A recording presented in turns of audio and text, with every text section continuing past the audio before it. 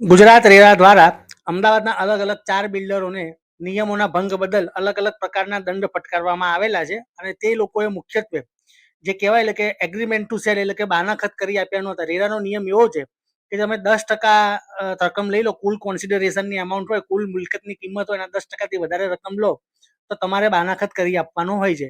અને આ ઉપરાંત તમે જો પ્રોજેક્ટમાં ઓલ્ટરેશન એટલે કે રિવાઇઝ પ્લાન મંજૂર કરાયો હોય ઓથોરિટીમાં તો તમારે એની માહિતી રેરાને આપવી પડે છે અને ઓલ્ટરેશનની મંજૂરી લેવાની હોય છે. તો આ જે ડેવલપરો છે એમાં મુખ્યત્વે એ લોકોએ આવી મંજૂરી લીધેલી નહોતી. હવે આ ડેવલપરો કયા કયા છે ને એમણે શું કર્યું હતું તેની આપણે વાત કરીએ કે અમદાવાદ સ્થિત એમ્પાયર ડેવલપર છે ને એમણે સોલા ઓવરબ્રિજ પાસે એક ધ એમ્પાયર નામની કોમર્શિયલ સ્કીમ મૂકેલી છે અને આ સ્કીમમાં એ લોકોએ 27 યુનિટ વેચ્યા હતા.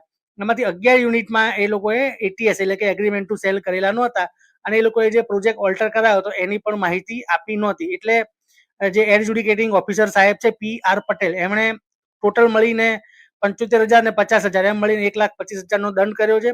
બીજા એક ડેવલપર છે KK રેસિડેન્સી, એને 1,50,000 નો દંડ કર્યો છે અને એ લોકોએ શ્રીનાથજી કોમર્શિયલ હબ નામની સ્કીમ મૂકી હતી એટલા માટે આ દંડ કર્યો. એમણે પણ ઉપરોક્ત જે એમ્પાયર દ્વારા જે પ્રમાણેનું વાયોલેશન કરવામાં આવ્યું હતું એ જ પ્રકારના વાયોલેશન હતા.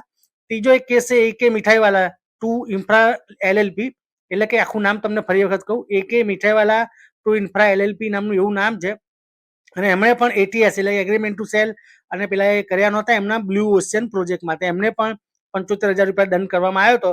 અને સેટેલાઇટ સ્થિત એક સેફ્રોન ઇન્ફ્રા બિલ્ડ કરીને કંપની છે, એને કહેવાય ને કે ફાઇનલ રિપોર્ટ હતો, એની જે સ્કીમ છે સેફ્રોન બિનોરી રેસિડેન્સી વેજલપુરમાં આવેલી છે, એનો ફાઇનલ રિપોર્ટ રજૂ નહોતો કરાયો એટલે 40,000 રૂપિયાનો દંડ કરવામાં આવ્યો છે. એટલે ટોટલ કુલ મળીને 4 ડેવલપરોને અલગ અલગ દંડ કરી સુઓ મોટો કાર્યવાહી કરીને આ પ્રકારે દંડ કરવામાં આવ્યો છે.